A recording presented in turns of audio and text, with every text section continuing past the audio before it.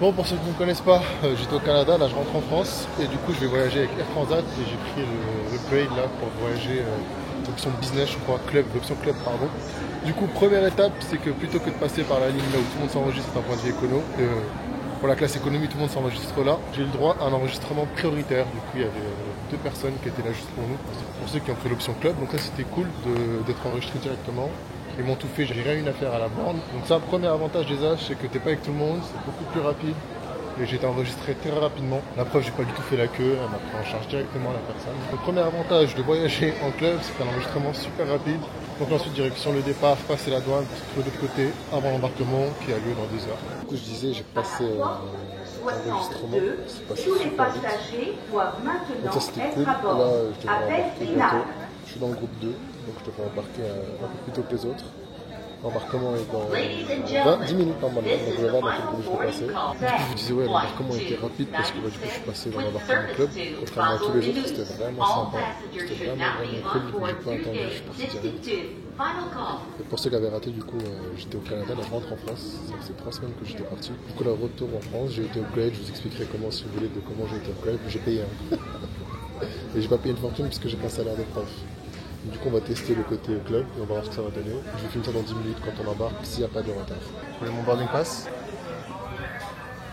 Bon, j'ai passé, supposément qu'ils ont appelé le groupe 2, j'ai jamais entendu, donc je trouve ça bizarre. On est passé tout de suite de groupe 2 à 5, franchement relou. Il y a Air Transat qui a appelé les personnes du groupe 1 et 2 qui faisaient leurs annonces au microphone. Tu avais les autres compagnies aériennes qui faisaient pareil, ça se croisait, on n'entendait rien. Pourtant, je suis attentif. Et finalement, on n'a pas embarqué 10 minutes, mais presque 1 heure plus tard. Donc un peu relou, je vous avoue. Le seul avantage, c'est qu'au moins là, tu marches et il n'y a personne. Ça change des endroits où tu fais la queue à chaque fois, quoi. Donc, let's go, on va embarquer. J'étais un peu déçu là pour l'instant. On verra juste après ce que ça va donner. En fait, il y avait juste un seul bleu. Et ils viennent partir en avant. Juste à gauche, monsieur, pardon.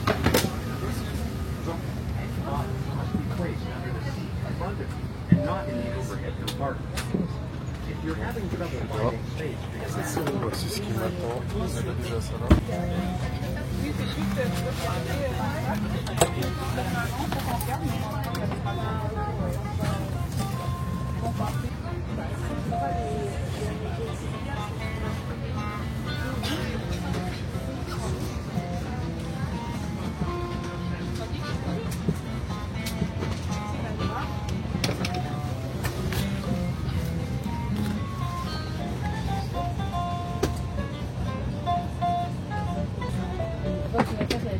Prions de prendre le siège qui vous a été assigné et veuillez afin de laisser suffisamment de place et les bagages de cabine identifiés à l'espace sur votre bagage.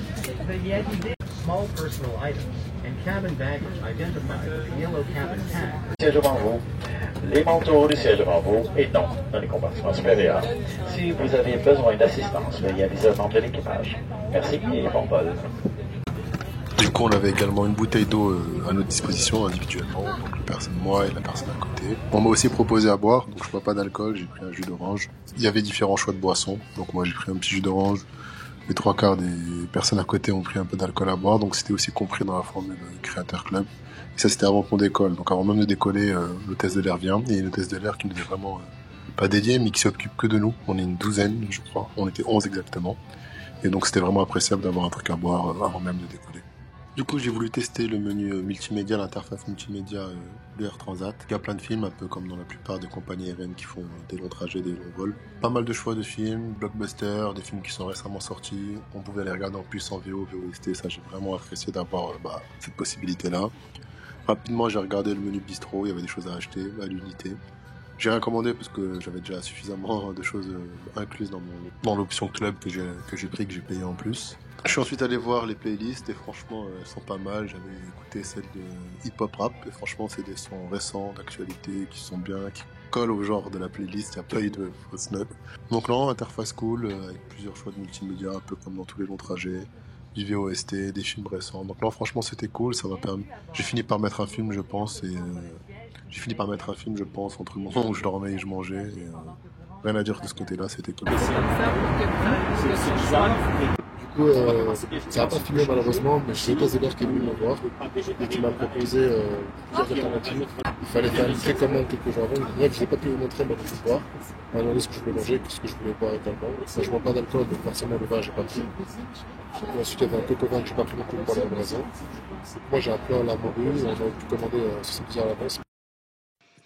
Donc là, tu as deux boutons sur le côté du siège qui permettent et de relever tes jambes et également d'allonger le dossier.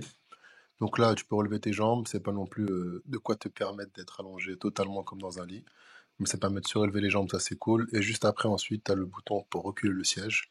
Comme vous le voyez, il y a quand même la structure de l'avion derrière moi, donc je ne peux pas être allongé complètement.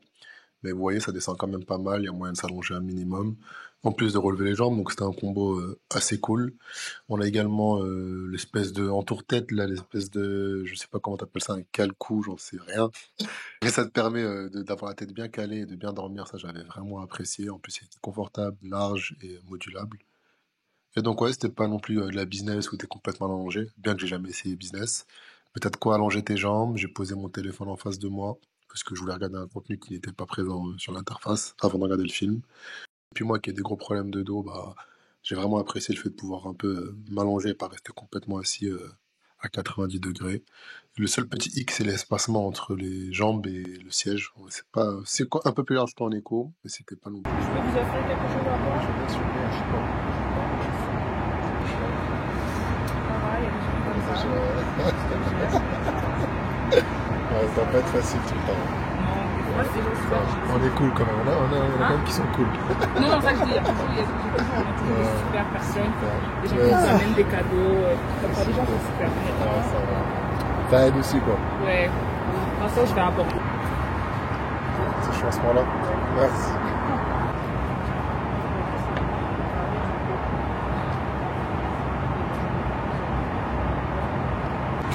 On a été servi, je vais montrer ça. Et j'ai oublié de préciser, mais avant le repas, on m'a proposé un boire. J'ai pris un jus de pomme, il était un peu tiède. J'ai proposé des glaçons. On m'a rempli mon verre à chaque fois sans que je le demande. Après ça, c'est des petits gestes qui font la différence, je trouve. Le repas, il était vraiment super bon. On m'a proposé plusieurs choix de menus entre du coq au vin, du poisson avec légumes et champignons. On demande aussi ce que tu veux boire. On te sert tes repas sans emballage directement dans la vraie vaisselle avec les vrais couverts et ça je trouve trop agréable. T'as pas enlevé le couvercle de ton repas qui est tout brûlant, pas manger avec des fourchettes en plastique. Et ces petits détails qui franchement moi m'ont sauté aux yeux, c'était ma première expérience et j'ai vraiment apprécié. On m'a ensuite proposé un café et un thé après le repas que j'ai refusé parce que je suis allé dormir. Mais franchement, un repas agréable, de qualité, bien servi, avec l'impression de ne pas être dans un avion en fait.